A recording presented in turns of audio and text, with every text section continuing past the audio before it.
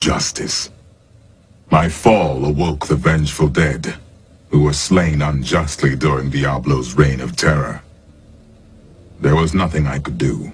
This is perhaps the biggest voice undertaking we've done at Blizzard so far. I think that StarCraft 2 had about 3,000 lines, but currently our estimate for Diablo 3 is anywhere from 13,000 to 16,000 lines.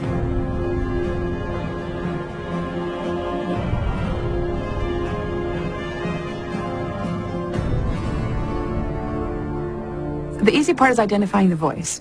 The hardest, more challenging part is identifying who the character is. Because for us, once we're in the recording studio, they do come to life and they are very real. This is about as exciting as the time Uncle Deckard and I spent the summer in Bramwell. You're not very good at lifting the spirits of others, are you? Does the soul stone shatter?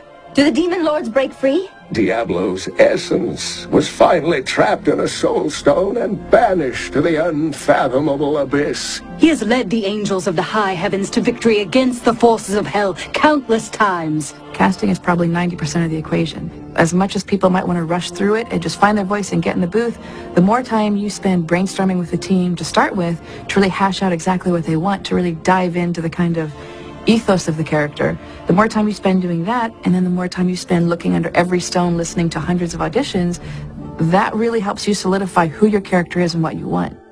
It is nothing compared to the Grand Maesters. It is named Akanesh, the Herald of Righteousness.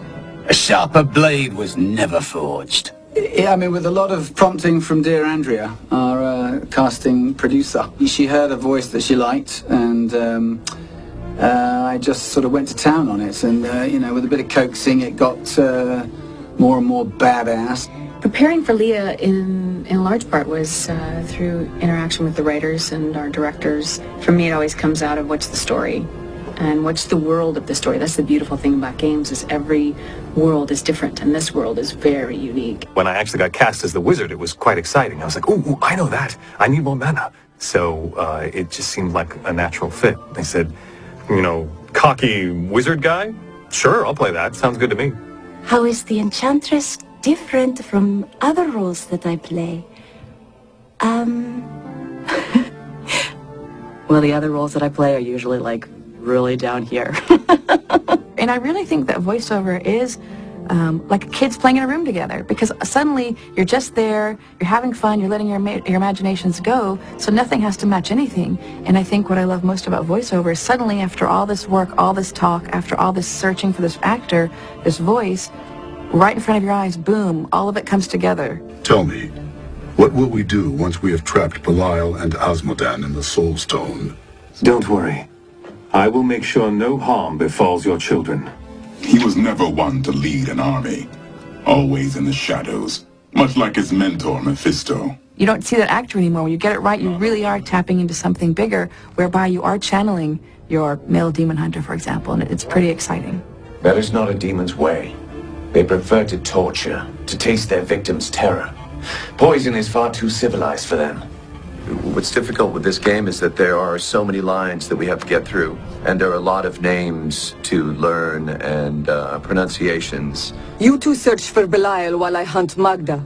Belial, Asmodan, Juriel, and Andariel, and the prime evils, Mephisto, Baal, and Diablo.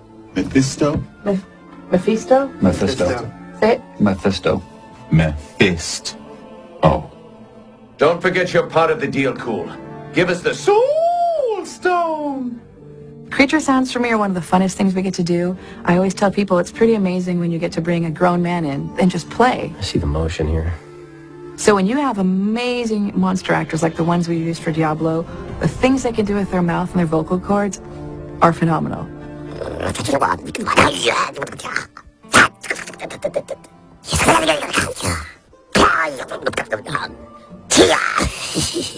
There's not many actors who can do creature sounds and not blow their voices out. I've had actors come in and say, oh yeah, I can do monsters, no problem, and they really want to, and they have the enthusiasm for it, but within, no joke, 15 minutes their voice is blown out. So to find people who can have that ability to create with you and to sustain it's pretty amazing.